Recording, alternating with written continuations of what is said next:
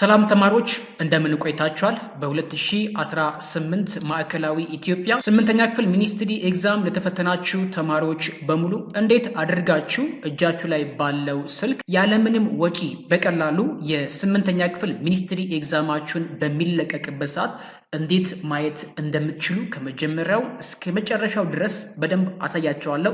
እንዲሁም ደግሞ 6ኛ ክፍልና 8ኛ ክፍል ሚኒስትሪ ኤግዛም ውጤታችሁን የምታዩበትን ሊንክ ከዚህ ቪዲዮ ዲስክሪፕሽን ቦክስ ላይ አስቀምጥላችኋለሁ። እናንተ ያለምንም ወጪ ያንን ሊንኩ ተጠቅማችሁ በመግባት ውጤት በሚለቀቅበት ሰዓት ውጤታችሁን ማየት ትችላላችሁ ማለት ነው። ነገር ግን አሁን በዚህ ሰዓት የእናንተ የሚኒስትሪ ኤግዛም ውጤታችሁ አልተለቀቀም። ስለዚህ ግን እንዴት ማየት እንደምትችሉ ከመጀመሪያው እስከ መጨረሻው ድረስ በሚገባ በደንብ አድርጌ ላሳያችሁ። ለቤቱ አዲስ ከሆናችሁ ይህንን ዩቲዩብ ቻናል ሂሳብ ትምህርት የምንማማርበት የዩቲዩብ ቻናላችን ነው። ለቤቱ አዲስ ከሆናችሁ ሰብስክራይብ በማድረግ አብራችሁ ከኔ ጋራ ሂሳብ ትምህርትን መማማር እንችላለን።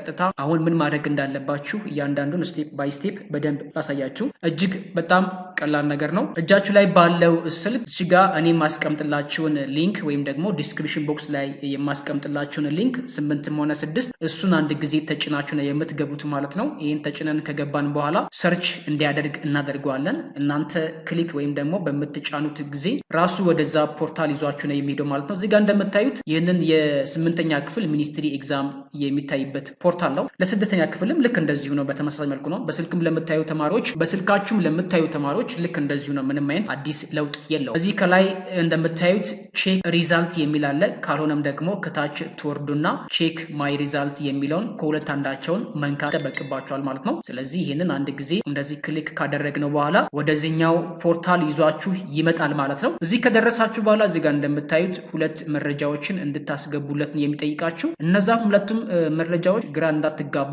ከናንተ ከአድሚሽን ካርዳችሁ ላይ ብቻ የሚወሰዱና እዚህ ላይ የሚሞሉ መረጃዎች ናቸው። መጀመሪያ እዚህ ጋር የምትሞሉት ሬጂስትሬሽን ነምበራችሁን ትሞላላችሁ። ሬጂስትሬሽን ነምበራችሁን ቅድም እንዳልኳችሁ አድሚሽን ካርዳችሁ ላይ የሚገኝ ቁጥር ነው ማለት ነው። ባለ 7 አሃዝ ነው። እዚህ ጋር ትወርዱና ከታች ደግሞ ፈርስት ኔም የናንተ የመጀመሪያ ስማችሁን የምታስገቡት የአባት ስም ወይም የአያት ስም ማስገባት በፍጹም አይቻልም። የራሳችሁን ስም ብቻ ታስገባላችሁ። ካስገባችሁ በኋላ እዚህ ጋር እንደምታዩት ቼክ ማይ ሪዛልት የሚል አለ። እኔ አሁን ምንም አይነት መረጃ ስላላስገባው ይህንን ቼክ ማይ ሪዛልት የሚለውን እንኳን ብነካው ምንም አይነት መረጃ ሊሰጠኝ ስለማይችል እናንተ ግን ይህንን ቪዲዮ እስካያችሁበት ሰዓት ድረስ ወይም እስካያችሁ ድረስ ይህንን ውጤታችሁን ሲወጣ ልክ እንደዚህ ቼክ ማድረግ ትችላላችሁ ማለት ነው። እጅግ በጣም ጠቃሚ ነገር ነው ማለት። ዋነኛውና ጠቃሚ ነገር እዚህ ጋር እንደምታዩት ኮምፕላያንስ የሚል አለ። ውጤታችሁን ካያችሁ በኋላ ምናልባት የውጤት ስህተት ካለበት አሊያም ደግሞ ውጤቱ ለእናንተ አይገባኝም ብላችሁ ወይም እንድታይልኝ ድጋሚ ይፈልጋሉ ለምትሉ ተማሪዎች ይህንን አንድ ጊዜ ኮምፕላያንስ የሚለውን ቅሬታ ማቅረቢያ ፖርታል ነው ትነኩታላችሁ። እዚህ ጋር ትወርዱና ሬጂስትሬሽን ነምበራችሁን ታስገባላችሁ። የእናንተ የመጀመሪያ ስማችሁን ታስገባላችሁ። ውጤት የሚታይለት ሰው እናንተም ከሆናችሁ ፋይናሊ እዚህ ጋር ሰርች የሚለውን አለ። ሰርች የሚለውን ስትነኩ በቀጥታ የእናንተ ውጤት የትኛው ትምህርት ላይ ቅሬታ ማቅረብ እንደምትፈልጉ ይጠይቃችኋል። ከዛ በኋላ እያንዳንዱ ትናንሽ ቦክሶች አሉ። እነዛ ቦክሶች ላይ ክሊክ እያደረጋችሁ በቀላሉ ውጤታችሁን እንዲስተካከል ወይም ደግሞ ቅሬታችሁን ማቅረብ ትችላላችሁ። እርግጠኛ ነኝ ይህን ቪዲዮ እንደወደዳችሁት ለብዙ ተማሪዎች እና ወላጆች እንዲደርስ ይህንን ቪዲዮ ሼር ብታደርጉ ተጠቃሚ መሆን ይችላሉ። ለቤቱ አዲስ ከሆናችሁ ሰብስክራይብ አድርጉ፣ ቪዲዮ ላይክ አድርጉ። በቀጣይ ደግሞ ሚኒስትሪ ኤግዛማችሁን በሚወጣበት ሰዓት አሳውቃችኋለሁ። መልካም ጊዜ